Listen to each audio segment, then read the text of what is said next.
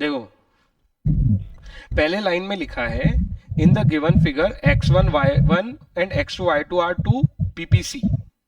दिख रहे हैं ना अपन को यस। x1 y1 और x2 y2 दोनों पीपीसी हैं। प्रोडक्शन पॉसिबिलिटी कर्व है दो अलग अलग।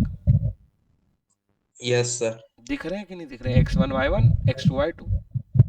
Yes sir. फिर वो बोल रहा है आगे इन टू डिफरेंट पीरियड, मतलब x1 y1 suppose first year का पीपीसी है और x2 y2 सेकंड ईयर का पीपीसी है। 2 साल हैं ये अलग अलग।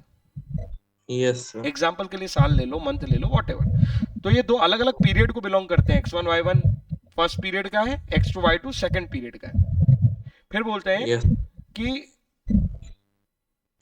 A1 and A2 represent actual outputs. Actual outputs मतलब समझ रहे हो, जितना इकोनॉमी ने सच में प्रोड्यूस किया है। A1 A2 दिख रहे हैं, अंदर है दोनों। यस अंदर है सर। दोनों मतलब ये अंडर यूटिलाइजेशन में प्रोड्यूस्ड है। Yes sir. और A1 A2 भी फर्स्ट और सेकंड पीरियड को बिलोंग करते हैं।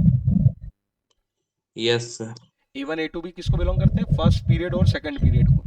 जैसे x1 y1 फर्स्ट पीरियड के हैं, तो A1 कौन से पीरियड का हुआ? फर्स्ट पीरियड का। A2 कौन से पीरियड का हुआ?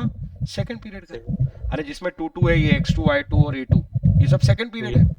फिर वो क्वेश्चन में क्या पूछता है? ये इंफॉर्मेशन हो गई, ये एक्चुअल जो प्रोडक्शन है वो A1 A2 से दिख रहा है, और जो पॉसिबल प्रोडक्शन है वो P1 P2 पे दिखेगा। वो जो कर्व पे दिख रहे हैं ऑप्टिमम यूटिलाइजेशन रिसोर्स वाली केस है, यस सर। वो लिखा है उसने। पोटेंशियल आउटपुट वो होंगे। एक्चुअल आउटपुट A1 A2 दिखा रहे हैं। A1 फर्स्ट ईयर का आउटपुट है, A2 सेकंड ईयर का आउटपुट है। फिर उसने क्वेश्चन पूछा the change in actual output of goods X and Y over two period would be represented by. वो किसके रेशो पूछ रहा है? Change in actual output. Potential output पे चेंज नहीं पूछा उसने। उसने पूछा चेंज इन एक्चुअल आउटपुट किससे रिप्रेजेंट होगा। तो चेंज इन एक्चुअल आउटपुट किस में रिप्रेजेंट होगा? ए और ए से, A1 और A2 से। उसका आंसर होना चाहिए डी। अरे उसमें पोटेंशियल आउटपुट डी पे और। चेंज पूछा ही नहीं उसने।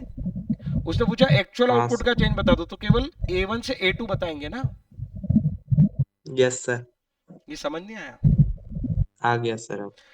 ऐसा ही सेम क्वेश्चन है ये 49। इसमें भी उसने वैसी ही बातें की है। देखो x1 y1 x2 y2 दो पीपीसी हैं, दो डिफरेंट टाइम पीरियड के। वही एक फर्स्ट ईयर का हो गया, एक सेकंड ईयर का हो गया।